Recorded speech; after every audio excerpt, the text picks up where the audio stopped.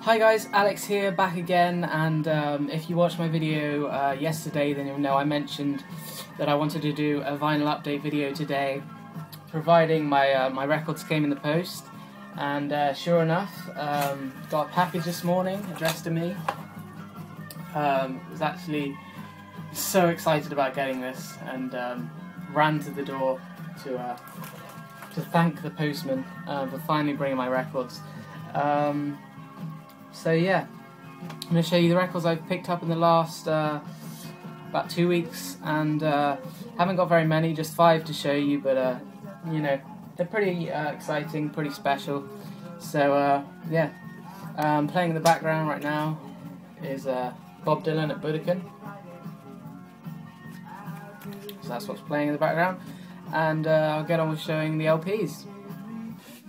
Right then, so I'll jump in and start showing you the vinyl straight away, and I wanted to start this off with a bit of a bang, so I went with this one, probably the album I'm most excited about out of these 5.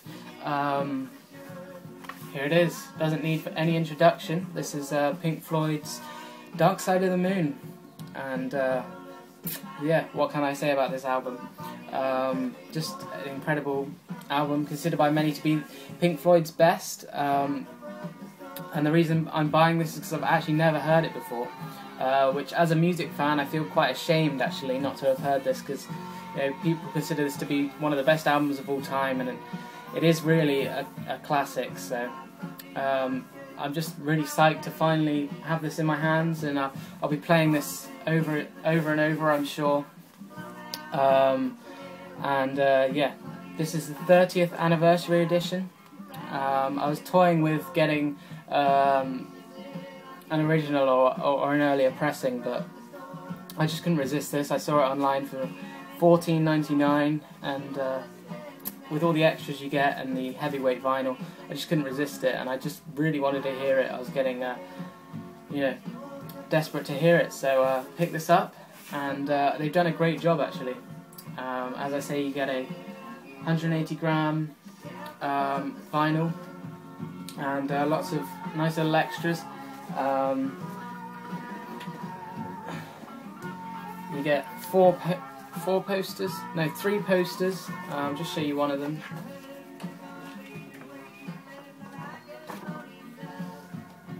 Nice one there of the band,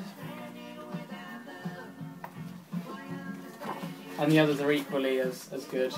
So it's always nice to get all this stuff included, especially if you don't know what you're going to get, and it's got like a kid going into a candy store. So yeah, Pink Floyd's Dark Side of the Moon.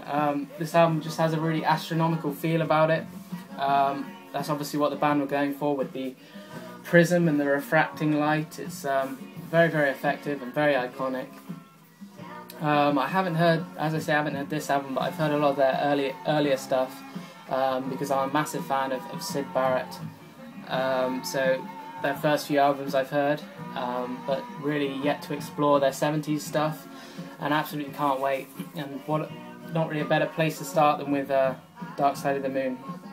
So yeah,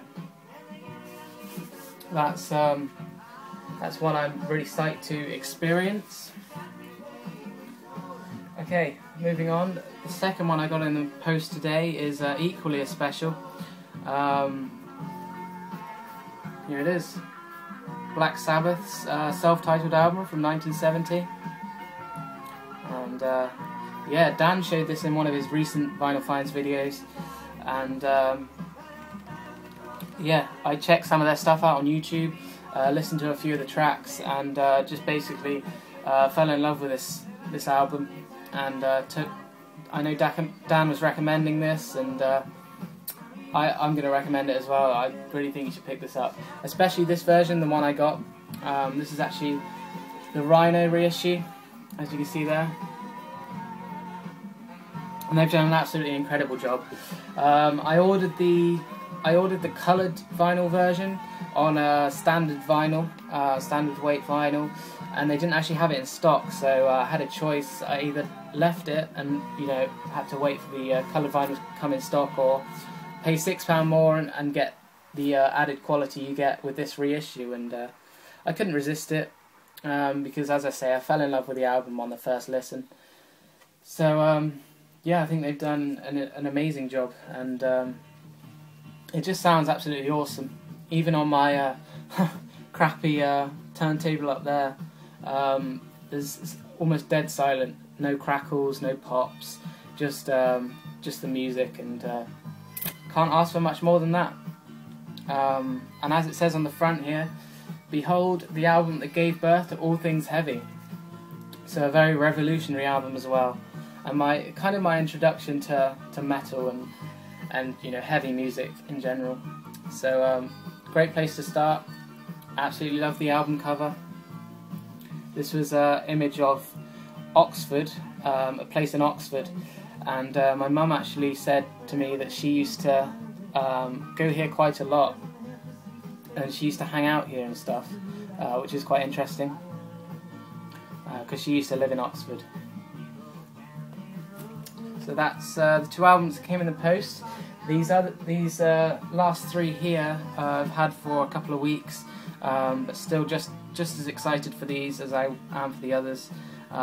This first one, PJ Harvey, Let England Shake, and it's her latest release, 2011. I believe this came out in February, but I might be wrong about that.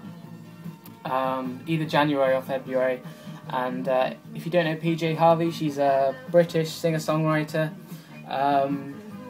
and a really great one, probably one of the best, considered by many to be one of the best songwriters in the world right now. And this is her latest release. She's been around since the early 90s, so this just proves that she really does have, longevity in her career. And because I believe this album captures her on peak form. Incredible album. I'd go as far to say that this is one of the best albums I've heard this year. And if you haven't heard this, then seriously check it out. Either download it or go and buy the LP, because you won't be disappointed. I seriously think anyone can relate to some part of the music, whether it be the instrumentation is amazing, the songwriting is incredible, her vocals are very interesting and alluring. So I think there's something for everyone on here. Her vocals are very different. I haven't heard anything quite like her voice actually before, but very powerful and really fits the songwriting very, very well. Very political lyrics, and that's probably a reason that I like this album so much, being into Dylan and stuff like that. Very topical, but very emotional. And she said she grew up. Grew up listening to Dylan and other blues artists. So she's obviously heavily influenced by some great songwriters. And this was recorded in Dorset, which is only about half an hour drive from me. Absolutely amazing album, seriously. If I was to recommend one album here, I'd probably say Let England Shake. Okay. Okay, so the third album, these last two here I actually bought in a charity shop about a week ago, and just a couple of real bargains that I couldn't resist. First one, Stevie Wonder, Songs in the Key of Life. I believe this was released in 1976. Again, I could be wrong. I'm sorry I don't know my release dates too well. But pick this up, as I say, in Oxfam shop for, the price tag is still on there actually, $5.99. So very cheap, considering this is a double LP, gatefold. And it's in absolutely incredible condition. I was amazed actually, because, well, this is a relatively early pressing, I think, and it's absolutely in amazing condition. No scratches on the vinyl whatsoever, and the case, the sleeves in wonderful condition as well. Double LP, comes with a lyric book as well. My first Stevie Wonder album on vinyl, and again a great place to start really, because Songs in the Key of Life I know is was a big album for him, and a lot of people's favourites. So yeah, just really excited by this. Played it through already. It's a long album. I think it's an hour and a half, maybe 100 minutes. So you get a lot on here for $5.99. I mean, who's going to resist that? So yeah, loving this. Right then, so the last album I have to show you was also bought in the same charity shop for, again, an astonishingly good price. I love this shop. It's an Oxfam shop we have in our town, and they sell records, they sell books for really cheap prices, and obviously it goes to a great cause, so I'm always happy to buy from there, even if it's not just what I'm looking for. I'll go in there and scan for something I'm willing to try. And I found some good stuff in there, like obviously that Stevie Wonder album and this one. I found the Donovan album in there. The Elton John album was in there as well. Goodbye Yellow Brick Road on yellow vinyl. So there's been some really great things that I bought from there, and yeah, it's just great to have shops like that. But yeah, this one I have here is, again, all these albums I've shown, in fact, don't really need any introduction. I'm sure you recognise them all. This is Band on the Run by Paul McCartney and Wings. I actually don't know the year of this one. Should have looked that up, but early 70s sometime, I think. And yeah, very iconic album cover. In fact, even when I hadn't heard this album, I knew the album cover was Paul McCartney and Wings. Probably their most famous album. I'm not sure, I haven't listened to any of their other stuff, so I could be wrong. But this is certainly the one that stands out in my mind as one of their best. And I've seen some other people show it in Vinyl Finds videos. And again, the reason I bought this is because it's in such immaculate condition. Still in the cling film, as you can see. So you know, can't argue with that. It sounds, again, dead silent. Really good quality vinyl. The sleeve there, Paul McCartney and Linda on the front. And this was recorded in Lagos in Nigeria, which is interesting. Just a great album, very energetic, just a great sound. I was doing some research on them while listening to it, and like 5 minutes in I just dropped everything and sat back and took it in and listened to this, and yeah, mesmerised by it. So if you haven't got Band on the Run, I suggest you pick it up. But I'm sure all the vinyl community have this, because it's kind of an essential, I guess, especially if you're a Beatles fan. It was tough, I know. Yeah, it must have been tough for the McCartney to follow up the Beatles, but he did a pretty good job, actually, looking back. So yeah, that's the 5 finds, guys. Thanks for watching. Sorry I didn't have too many to show.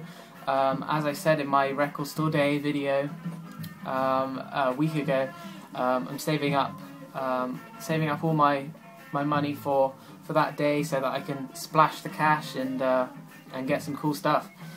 So that's the reason there isn't too many records, and the intake's dropped a little bit. But hey, just glad I've have something to put up. And apart from that, keep the videos out. Really enjoying them. And Record Store Day is just 2 weeks away now, so it's getting closer and closer, and I'm still really excited. So yeah, probably have a couple more videos before then though, so stay tuned and keep it up. Thanks, guys.